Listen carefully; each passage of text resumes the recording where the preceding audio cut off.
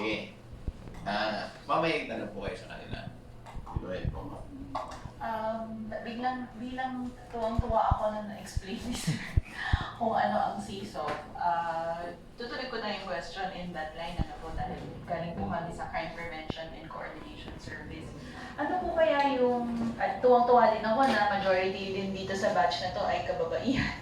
So, given na yung situation natin ngayon sa crime as national crime assessments, ay top 2 index crime ang rape nationwide. Tapos ang online sexual exploitation of children in Philippines na ang top ng 1 worldwide sa source of materials. Ang profile natin ay most of our victims, syempre sa ay minors, tapos yung parents nila yung mostly perpetrators.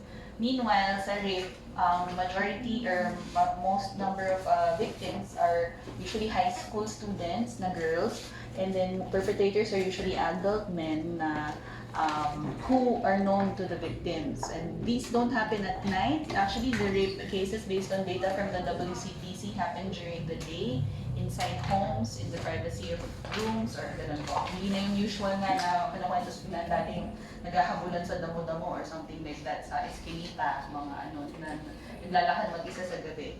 Ano po kaya magandang CSOP program na pwedeng i-initiate or kung meron ng current or gusto nyo i-innovate to address these kinds of crimes? Yes, ma'am. Nag-raise ng hand. I love it. Go ahead. Good afternoon, ma'am. So, ma'am, ako po ay yung trabaho ko sa namin sa field. So, yung designation ko is admit PNCO. Pero pag nandun ka po sa RPCADU, hindi lang po yung ginagawa namin. So, more on community engagement. So, ngayon po yung ginagawa po ng RPCADU 3, tulad po yung ma'am regarding po sa rape case, ginagawa po namin yung area study, ma'am. So, kung saan po yung pinakamataas na ano po, nung crime ng rape, pinag-coordinate po kami, ma'am, sa mga local governments or sa mga kahit barangays lang, ma'am. So, nagkakanta kami, ma'am, ng seminars regarding sa rape. Ganun, ma'am. Usually po yung mga ano, ma'am, hindi kami specific lang, ma'am, sa mga yung babae lang, ma'am. Sinasama rin po namin yung mga kalalakihan. Alam nila yung mga penalties na pwede nila if ever man gawin nila po. Tapos ginagawa rin po namin yung pagbibigay po ng safety tips, ma'am. Minsan po through soft card, IEC materials po, na para alam po nila, makaiwas po sila sa sitwasyon na yon. Usually po yung mga parents, yung mga barangays official, ma'am, tinuturuan rin po namin yun, ma'am, para at least alam nila yung mga gagawin nila, ang hakbang, kung if ever man po mangyari yun o magkaroon po ng ganung sitwasyon. Tapos, ma'am, nagbibigay rin kami ng mga contacts number ng mga police station, kung saan po sila pwedeng mag-report. Ganun po yung ginagawa namin, ma'am, through seminars. Buti na lang kasi highest ang Region 3, isa sa highest. Yes, ma'am. So, yung Article 3, ganun po yung ginagawa namin, ma'am. So, pag sa mga schools, barangay, ma'am, bale, ang ginagawa namin, seminars sa drugs, sinasabay na po rin namin yung sa gender development, ma'am. Regarding po dun, ma'am, sa rape, tapos yung anti-bastos law. So, mas na-orient po yung mga students, mga ganun, ma'am. Tapos yung mga, so sino po yung mga participant, lalaki man o babae?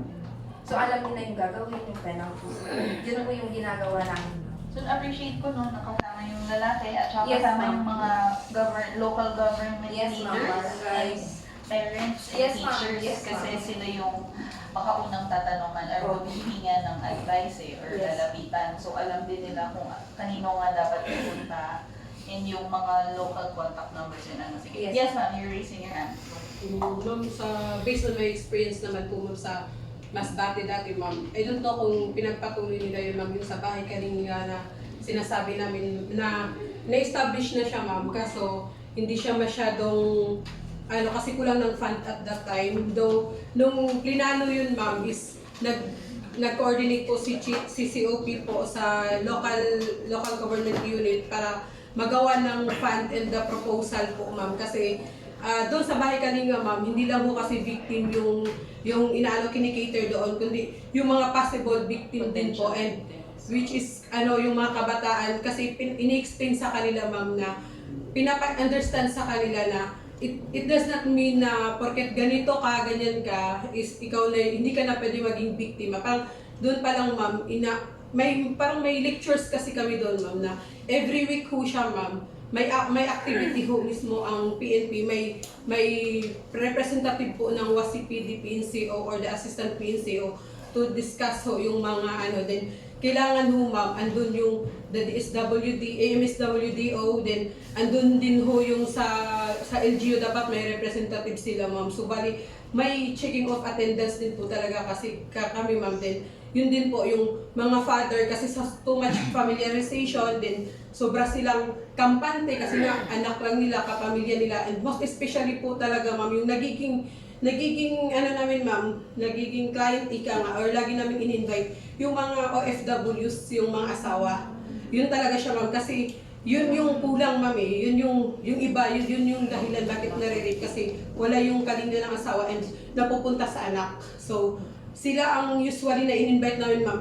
Every month ma'am, gumagawa kami ng parang consolidation. Sino yung dito sa mga lugar na to ang may OFW, and yun yung every day and every now namin na binibisita. And sa parang sila din yung target namin sa yung sa visitation, house to house visitation. Na-appreciate ko sa dalawang suggestions niyo po, no, yung nag-assessment kayo. Ang ganda kasi data-driven yung yung strategies niyo. Nakita niyo yung pinaka-cause or yung mga most common causes. Tapos yun yung in-address niyo. And in the case of yung sa inyo rin, galing kaya ma'am na yung parents, nag-anuhin niyo, nakita niyo yung OFW situation.